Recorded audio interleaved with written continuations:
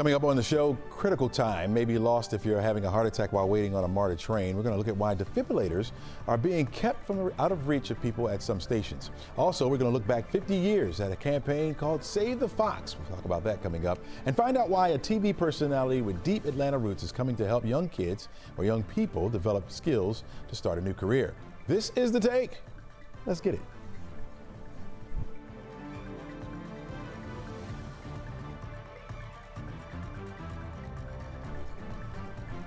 Hello and welcome. I'm meteorologist Chesley McNeil, or just Chesley McNeil in this particular show. And this is The Take, where we go above and beyond the headlines. We look at the why and how stories are impacting you and your community. We ask the experts to come on and share their take about today's top stories, and we try to have just a little bit of fun as well. Well, let me put on my meteorologist hat real quick here and talk about this hot weather that we're experiencing. 11Alive weather impact alert will continue for the next couple of days, folks.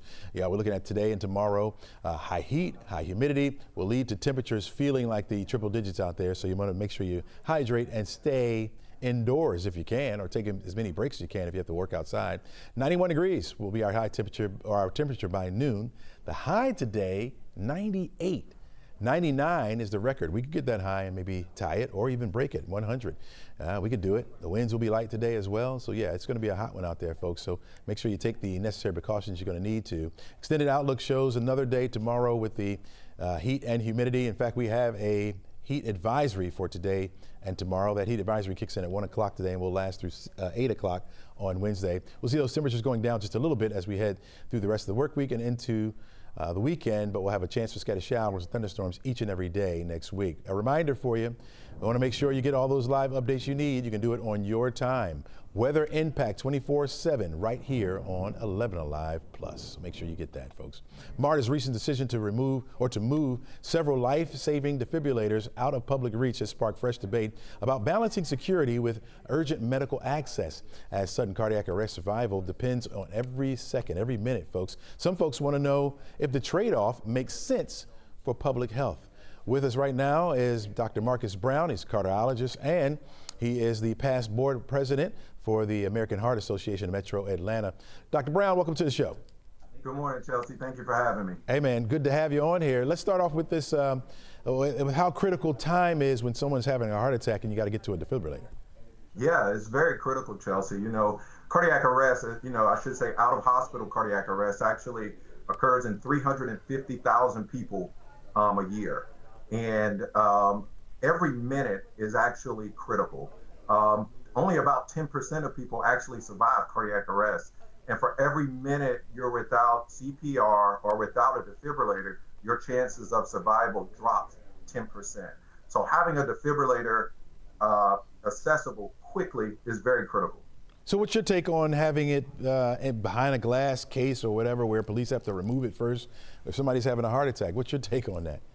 Well, it's definitely not standard practice, and I don't think it's a good idea. I think that, we have to come up with other ideas to try to figure out how we can actually keep the defibrillators in a place that's safe.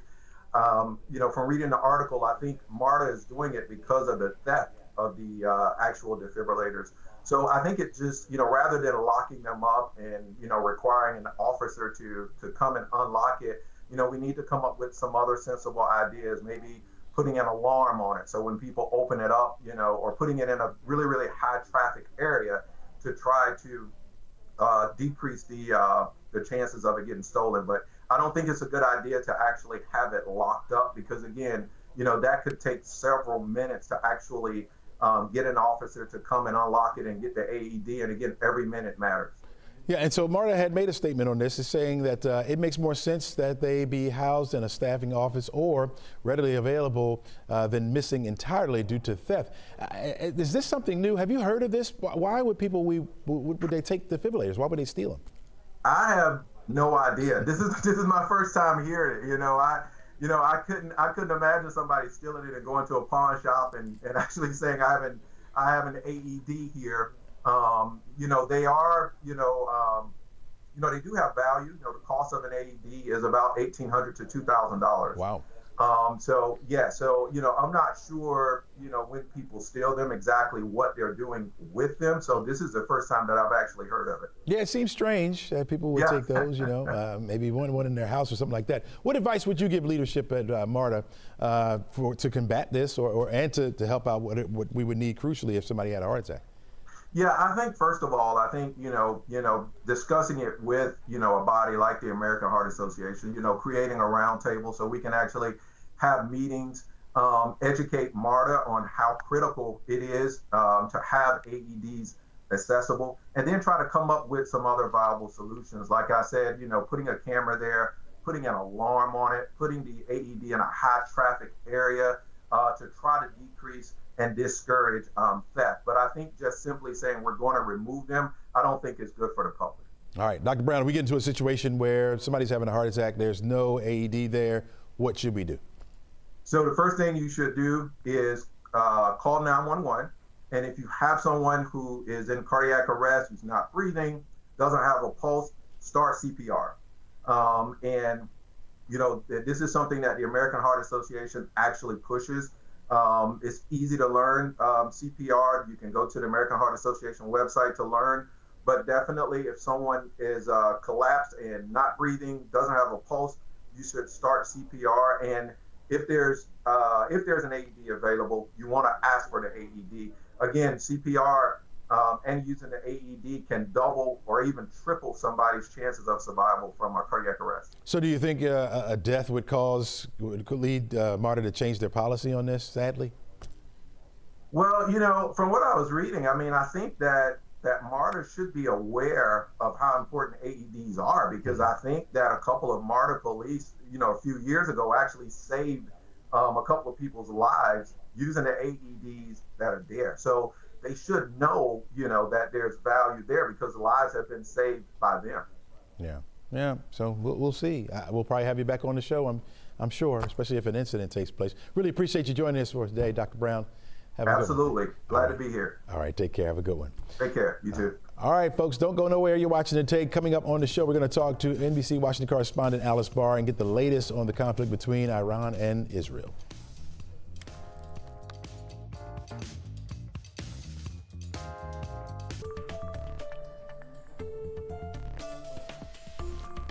This morning, President Trump announced a ceasefire between Iran and Israel, but hours later did an about-face and now says that both nations have violated it.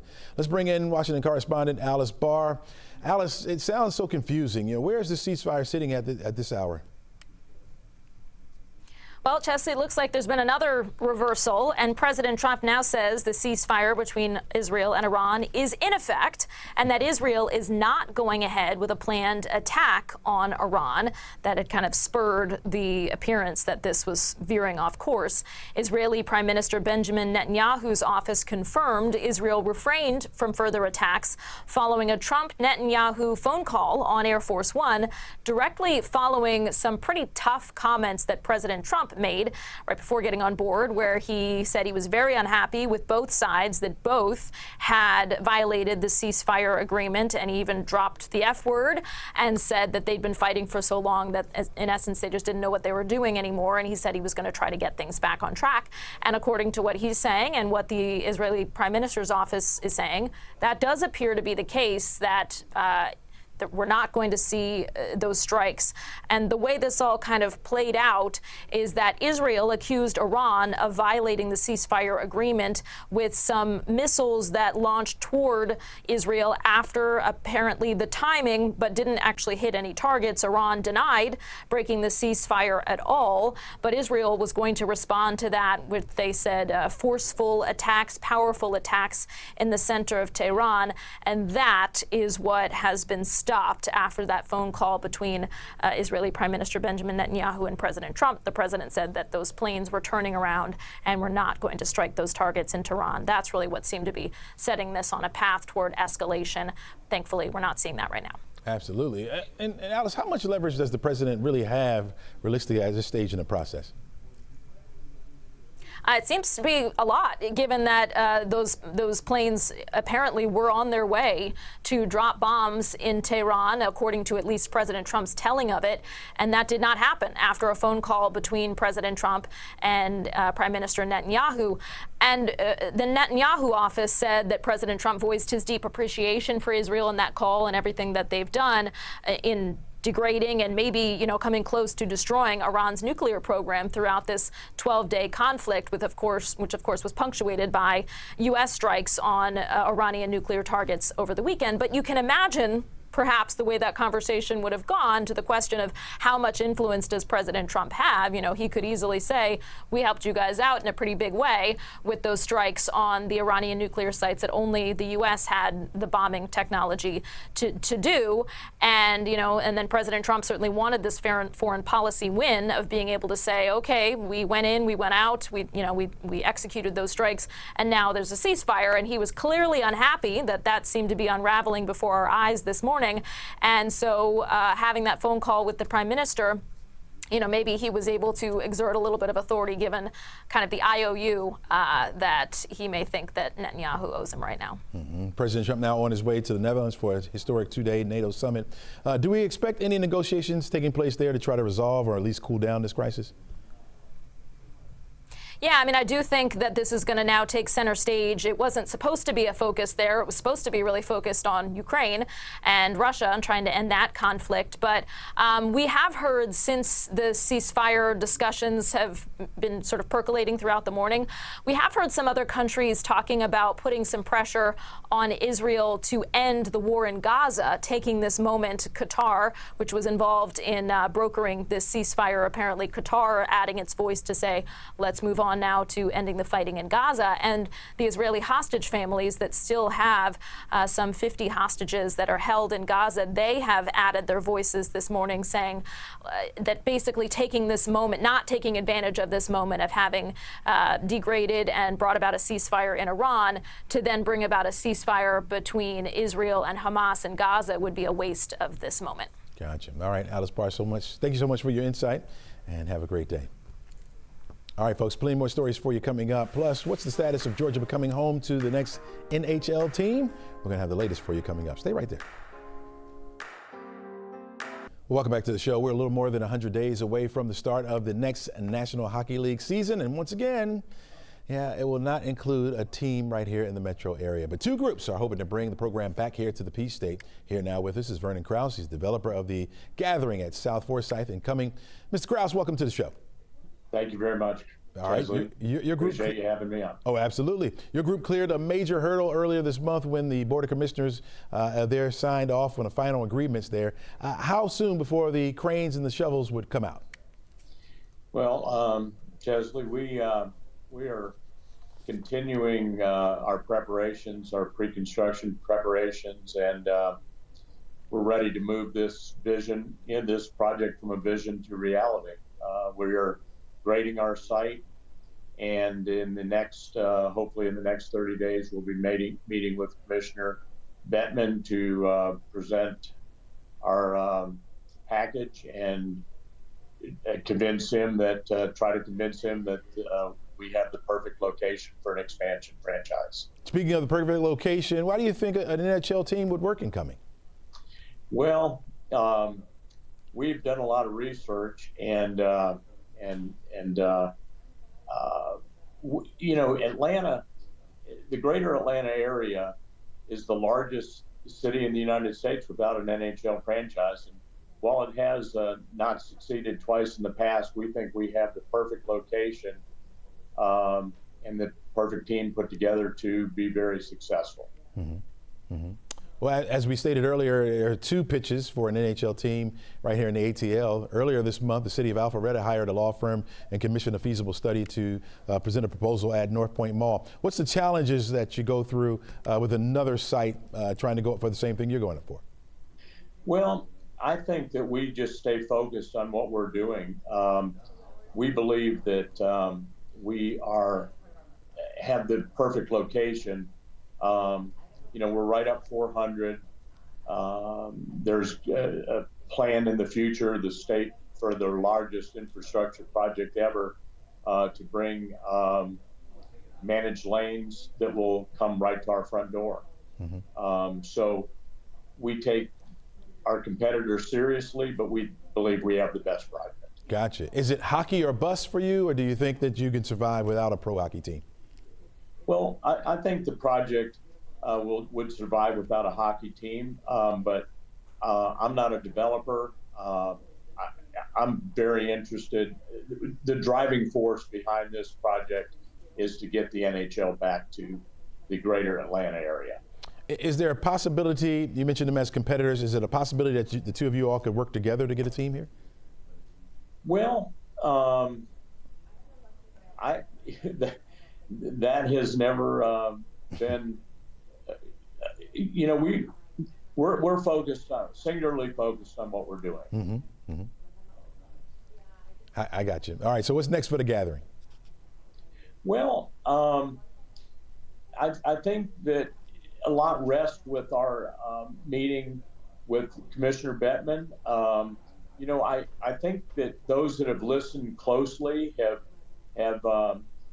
heard that Atlanta's under consideration, and so what's next for the gathering is our meeting with Commissioner Bettman and showing him our project and making our case. And we think we have a good one, a great one. How soon could it be completed, do you know?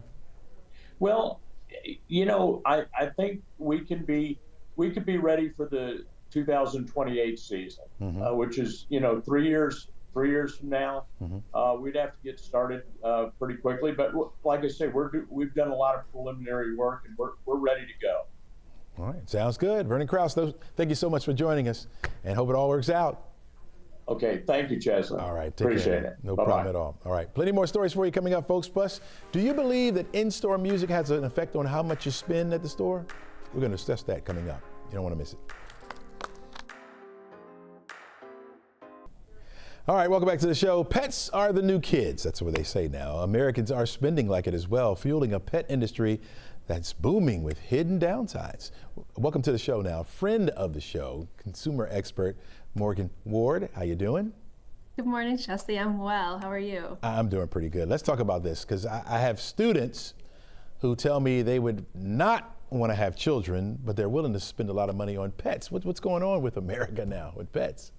No, that's absolutely what's happening. Gen Z is having fewer kids, but we're still caretaking creatures. So instead of having children, we're buying pets at record numbers and spending tons of money on them. All the money we would have spent on our kids, spending on pets. Now, what's up with that? I mean, because it used to be, I guess it's becoming very, very expensive to have a pet, right? You got to take out insurance, you got healthier options for food, all these things. If you go away, you gotta pay to put them up at a shelter, that kind of thing. So are we not seeing the cost here, or is it just our love for animals? I think it's our desire to really take care of something as we normally would with a baby, or we would have in the past with a baby. And this is beyond just the kind of typical stuff you would do for a pet. I mean, we have pet boutiques opening, luxury pet clothing. I saw pet therapy, so when your pet is really stressed about something, gourmet food, as you mentioned. So they've really expanded out of just kind of grooming and caretaking services. So really, I mean, big opportunity for retailers, but also a real change in consumers. All right. This next topic here, I'm very interested in as well. It says money disputes are overspending, and saving habits remain one of the biggest stressors in relationships, but they don't have to be. Well, it is one of the #1 reasons that people end relationships is over money. And it turns out that people tend to be attracted to others that have very different spending styles. So we've got the spendthrifts and we have tightwads. And so essentially what the issue is they just have really different ways that they want to spend money, and it causes a lot of strife in relationships. Yeah. It causes a lot of breakups. I do understand that, right? And so I guess finding somebody who wants to spend like you is probably better, or is the opposite attract?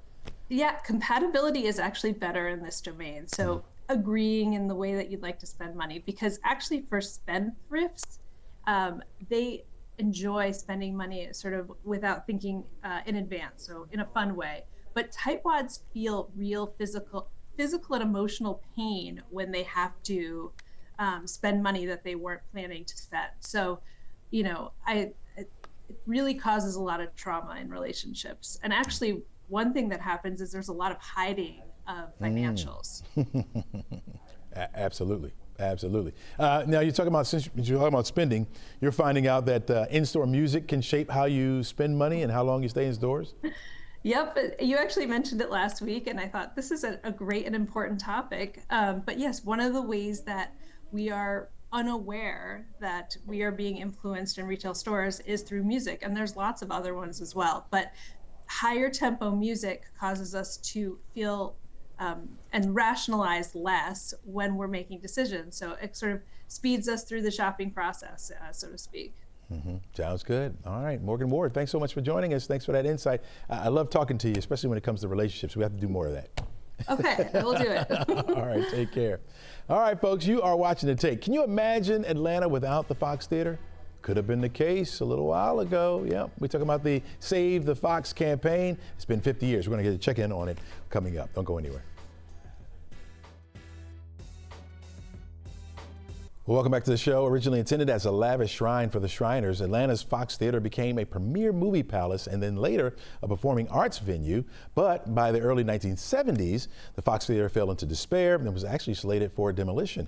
Here to talk about the 50th anniversary of the Save the Fox campaign is Alan Villa, President and CEO of the Fox Theater. Welcome to the show, Alan. Yeah, good morning, Chesley. Thanks for having me. All right, talk about this grassroots effort to keep the Fox Theater.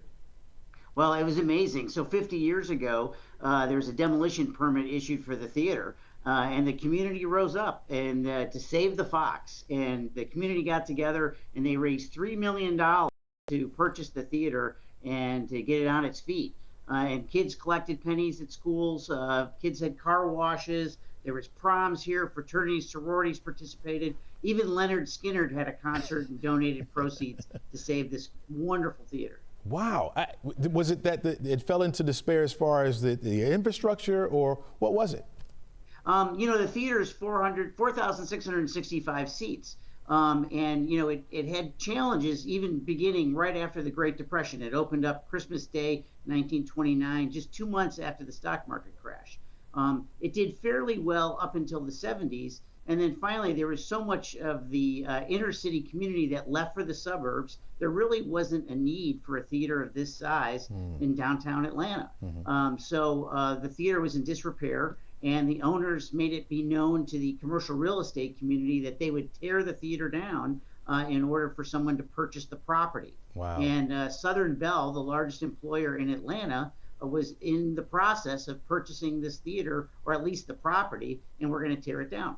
Wow. I mean, I can't even imagine Atlanta without the Fox Theater. Do you know of any of those untold stories? I'm sure there's plenty of them. Untold stories in the original Save the Fox campaign? Well, it's just that people got together any way they could, and there was very few large donations to save this theater. I mean, it was really the community stepping up saying, we have to do something to save this theater, which they did. And now we are one of the most successful theaters in the world, and we've been the theater of the decade for the past 2 decades. So we have over 500 to 600,000 people that come through the theater every single year. Wow. And now we're even giving back. Yeah. How does that spirit of the original Save the Fox campaign still shape the theater today? Well, it does in terms of our mission. Our mission is to preserve and share. So that campaign was to preserve the theater, and we put approximately $2 to $3 million back into the theater every year now. And then we take some of our excess proceeds and we help other theaters throughout the state of Georgia preserve themselves. And theaters help the downtowns and create tremendous economic impact. You got something called the Fox Archive Day. That's coming up in August. Talk to me about that. Yeah, yes, we do. So we have a lot of great artifacts, from gold records to old blueprints to our amazing furniture and light collection, old movie posters, you name it. And we like to show all those things off. Wow. What's coming up at the Fox that we should know about? Book of Mormon is in the theater this week, and we encourage everyone to come down and see it. It's going to be a great show. You guys give tours of the Fox as well, right? And take people behind the scenes, that kind of thing? Yes, we do. If you go to foxtheater.org, you could check out one of our many, many tours. We do architectural tours, and come Halloween period, we do our ghost tours, so you can come. We've been known to scare a few people, and so it's been a lot of fun. Is there anything that would threaten the Fox today, or is it that we're kind of sound, we're good, we had that help, and we're okay? Or what we're very, very sound, and I think what we intend to do is to preserve this theater for the next generation. Mm-hmm. So the theater is not threatened in any way presently, and this nonprofit owns and operates the theater outright. All right, Alan Vella, thanks so much for joining us. Really appreciate it, man. Thank you for having me. We right. appreciate it. Some great stories there. All right, thank you. All right, as we said earlier, the crisis in the Middle East between Israel and Iran is taking a new turn. Seemingly every hour we're hearing something different. All right, here to join us to talk more about it is Jeffrey Leven, the Emory Department of... All right, we're looking at, right now, we are looking at the King Community Building on the outside. We talked about how hot it's going to be today, at least, and so it is going to be warming up out there. So make sure, folks, you take the necessary precautions. Make sure you take plenty of breaks, like me. You need to get inside, take some breaks, get the air in you, and also you want to hydrate yourself as well. Make sure you check on the elderly and also check on your pets as well. All right, we talked about that conflict in the Middle East. I was kind of jumping the gun to get right to it. We have the from Emory's Department of the Middle Eastern and South Asian Studies. Professor, welcome back to the show with us. Let's talk about this ceasefire. This back and forth that seems to be going on. President Trump seems to be faltered within the hour. Every hour seems to be like, okay, it's on, then it's off again. How credible are this truce? Yeah, thank you so much for having me back. Mm-hmm. Look, I mean, the big news was Trump, the United States dropping these bombs on Fordo and the other major nuclear sites, and Iran felt the need to respond. Now, it could have responded in lots of different ways. A lot of people thought it was going to respond by shooting rockets at American bases in the Middle East.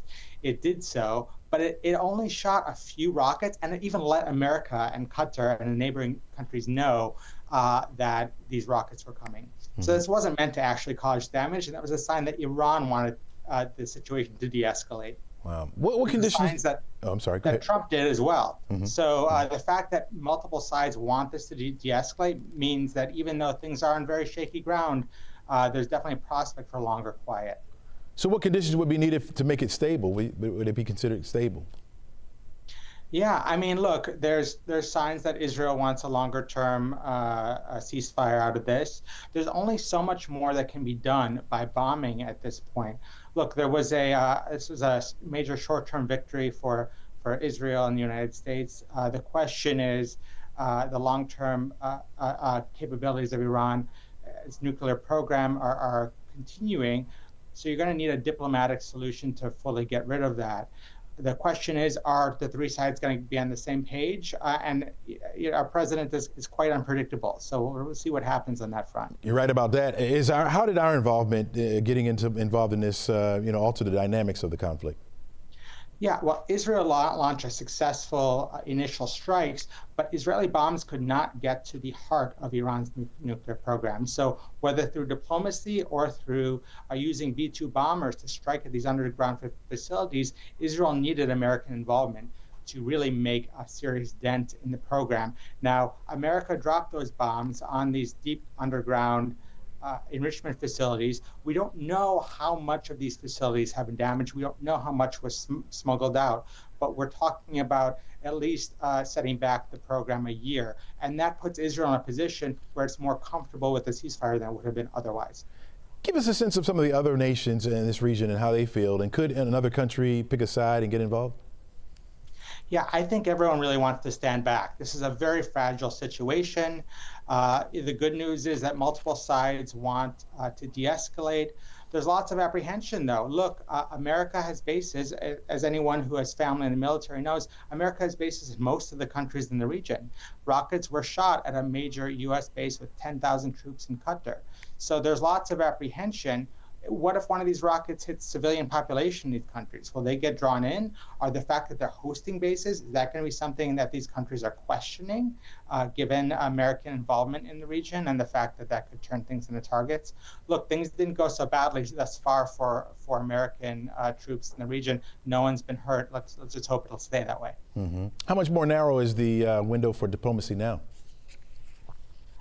I think there's a pretty long window. I think the question is, if things don't fall apart within the next number of hours, look, it's in everyone's interest for this quiet to last. Israel can only make so much more progress without a ground invasion, and America has no appetite for a ground invasion. Iran, if Iran was really going to do something, it would have done more than just shoot a handful of rockets. The Israeli people have been under bombardment, the Iranian people have been under bombardment.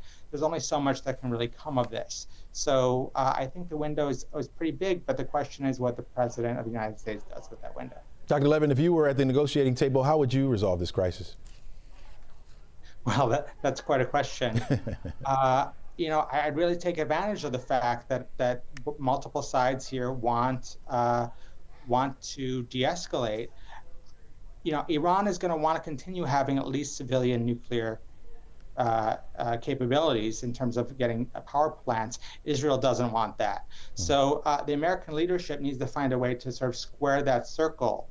And we've seen within the administration some who want to allow some limited capabilities. And I think trying to find a compromise, not totally giving one side or the other a victory, that's going to be the path forward, because you don't want to, no one wants to be humiliated. Iran's been humiliated quite a bit through this, and giving them some way of preserving their dignity, even though they've clearly shown that they have diminished capabilities, is going to be an important part of this. All right, Dr. Jeffrey Leven with Emory University, thanks so much for joining us. Appreciate you being on.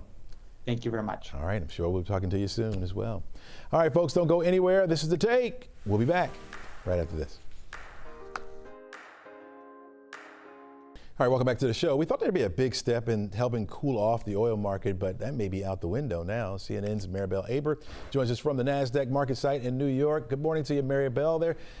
There was a thought that the Mideast ceasefire would drop those prices, but now this morning, that shakeup, how much is that impacting the figures? Hey, good morning, Chesley. This is what we know. The oil market is watching developments out of the Middle East this morning. Oil prices were continuing to fall.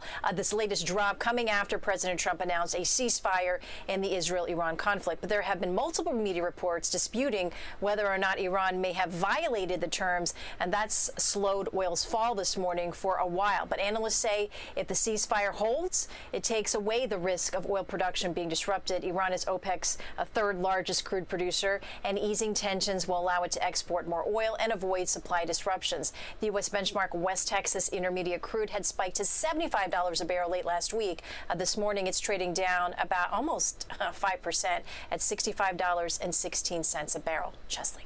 All right, so there's a new push for beaming internet from orbit. Has two tech giants squaring off again, huh? Beam me up, Scotty. Amazon is looking to gain ground on SpaceX. The online giant has launched its second batch of Kuiper internet satellites. The 27 satellites will join an equal amount sent up in April. So they're part of Amazon's efforts to build a constellation of more than 3,000 satellites to beam internet service to Earth. The constellation is hoped to eventually compete with Starlink. That's a service operated by Elon Musk's SpaceX. Starlink has 8,000 satellites in orbit, currently dominates the market. Amazon is working to meet an FCC deadline to launch half of its total constellation, or 1,618 satellites, by July of 2026. To do that, the company has booked more than 80 launches with several providers to send those Kuiper satellites into orbit. Oh boy, Chesley. More stuff out there in outer space. All right, sounds like an easy payment plan on your shopping cart may soon show up where you least expect it.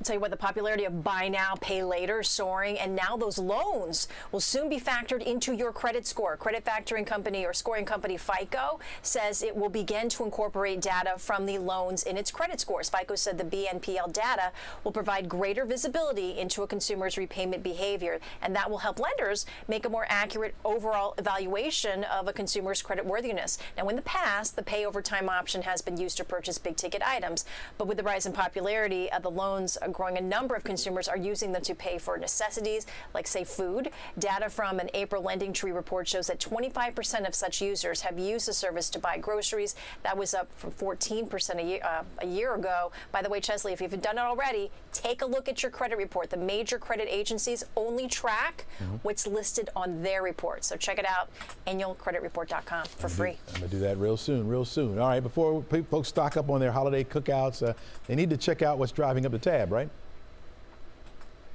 Okay, food and drinks, Chesley, for 10 people will average $130. That's up 2.2% from last year at the barbecue. That's according to an annual report from Wells Fargo Agri-Food Institute. So the big jump is in the price of ground beef for the burgers. It's up 7.4% over last year due to low levels of U.S. cattle. Boneless chicken breast could be a good alternative, up only about 1%. The price of hot dog and hamburger buns and watermelons are all slightly lower this year. If apple pie is on the menu, it will cost roughly the same as last year. Prices are up about 1.5%. If alcohol is on the menu, the classic offerings, beer, red and white wine, up less than up 2%. Chesley, what's your go-to on the menu? Because for me, it's my dad's pork tenderloin barbecue skewers. Hamburger. I'm simple. Just give me a hamburger. You know, I'm good. Let's go. Yeah, let's do it. Well done, please. Well done, please. Thanks a lot, Marbel. We'll see you again tomorrow. You got it. All right, folks, don't you go anywhere. We got much more for you coming up. Plus, he is building up the workforce here in the Atlanta metro area. Coming up on the show, Ty Pennington. You don't want to miss him. All right, Atlanta is taking center stage in tackling America's skilled labor force shortage with a series of events this week, uniting youth and industry leaders and educators and influencers. And we're here to welcome one of those influencers to the show right now, TV host and Atlanta native, Ty Pennington. Welcome to the show, my friend. Good to be here. Good to be here, man. Thanks for having me. Oh, yeah, absolutely. You grew up right here in Metro Atlanta. You've been a part of revitalizing neighborhoods. You're a Kennesaw State graduate. How does it feel? Fighting Owls. Who knew? Right. Hootie hoo. How does it feel to rebuild a workforce in the same city where you started? I tell you what, man. Look, it's pretty amazing. So at the World Congress Center every year now, there's this. It's a gathering of skilled labor force. And so here's where we're at, right? So the skilled labor gap is real, right? So we're at 5 or 2, which meaning for every 5 skilled laborers that are either, leaving the business or retiring, only 2 enter, right? So that's creating a major gap in talent. And there's a survey out from the Construction Association that found that 91% of construction companies in Georgia are struggling to find workers, and that's impacting their ability to complete projects. And they're paying like top dollar to attract and train talent, right? So now add to that, you've got industries that are booming like robotics, mechatronics, and the demand for talent is even greater. So I'm working with the Skilled Careers Coalition, which is focused on rebuilding the great American workforce, right? So here we are in Atlanta at the Skills USA National Skills Conference. We've got airplane engines, we've got Penske trucks, we've got honestly, NASCAR. We've got all this incredible, huge equipment. We've got thousands of students that are competing and getting recruited. And I can tell you firsthand, there's a lot of skilled talent here, right? And so I'm sort of always buzzed because under one roof, not only do you have all these career opportunities, but you've got these young, hungry students that finally are seeing other options besides just college, 4 years, which is a lot of cash, or the military. But skilled trades, like, learning a trade, you're going to also learn other stuff when you're working on a project because you're going to be working with other tradesmen. So you're going to gain that knowledge. And it's so important because even for me, who, yes, I dabbled in other things, but I was always able to pick up a tool belt and show up on a job site. So I always had something to fall back on. And a skilled trade really is a great opportunity. So we're here. I'm working with also this YouTube channel thing with Skills Jam, right? So it tells the stories of these young students and their sort of career goals and the story of what they're going through and the competition and seeing these young people compete not only to build like a small house in 24 hours, but you're seeing sort of the next sheetrock stars, you know what I mean? And so I love it because we can all use a new B team or an A team, if you will, to get our projects done. So it's just a really cool thing. So we have this YouTube channel on a thing called Skills Jam, and last year we did it. We loved it, and so this year we're doing it again. And we're really doing some fun stories and showing these kids that are doing things like 3D printing, like really a chance to use their creativity, their imagination, and work with their hands. So it's something I'm really passionate about. And I think you guys should definitely come down next time and hear the excitement of these engines and these turbines and the sound of nail guns going. For me, it's like, exhilarating. You know, when you meet these students, what's one of the biggest misconceptions they have about working in these trades, and how do you flip that perception? Well, I think the biggest misconception is that being, working in skilled trades is, it's blue collar, it's not flashy and bling. But look, you can write your own ticket. You got enough experience, you can start your own business. You could have several different crews, and the next thing you know, like you've owned your own company, so you're the boss.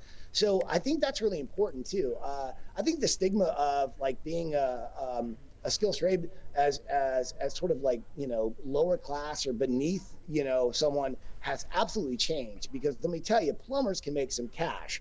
Electricians can make some cash. HVAC guys, like these people make some money. So not only that, like you're also learning something that you can use in your own home that's going to be handed down to your own family. So these are knowledge and trades that you can pass down to next generations that stay in your family. So it's not just a summer job. This is something that you'll never forget, and I think it's a career. It's something that you may learn one thing and learn another. Next thing you know, you've got several skilled trades, and that's how you have a company that sticks around for decades. Yeah. All right. TV host Ty Pennington, welcome home, man. It's good to be back. It's good to be home. Thanks so much for joining us. Thanks for having me. All right. Take care. All right, folks, don't go anywhere. You're watching The Take, and we're back right after this.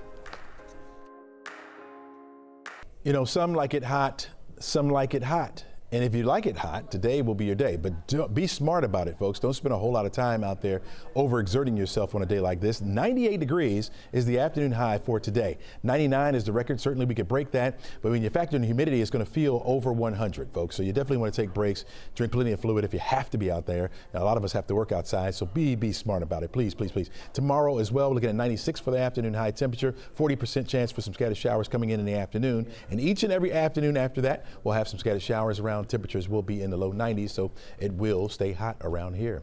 All right, time for my final take. What's seemingly a lost art is making a return to Georgia schools starting next month. Yeah, cursive writing will be a part of Georgia's new English language arts standard. The standards will address handwriting starting in kindergarten and also up to 5th grade. Now, some of you probably feel like kids should spend more time with technology since that's the latest thing. But if you feel that way, perhaps you're forgetting some of the benefits from writing. Like A, it's faster, right? B, it promotes cognitive thinking. We need more of that. And the third thing, it promotes proper spelling. All right, good for you, state of Georgia, for adding this lost art back to the standards for your kids, ensuring that they'll have a range of skills before they leave school. You may think writing is done with, it's out the water. No. I use writing every day. One day they're going to need to sign a contract, a big fat contract, right? They're going to need to sign a check or something like that. And so no, it's not a lost art. It should be something that we're focused on, and it causes kids to be creative, I think. Yeah, I doodle all the time. It helps me out, folks. That's all we have for you today. Make it a great one and encourage someone to write a letter or a story even. Write a book. Be great for all of us. We'll see you back here tomorrow.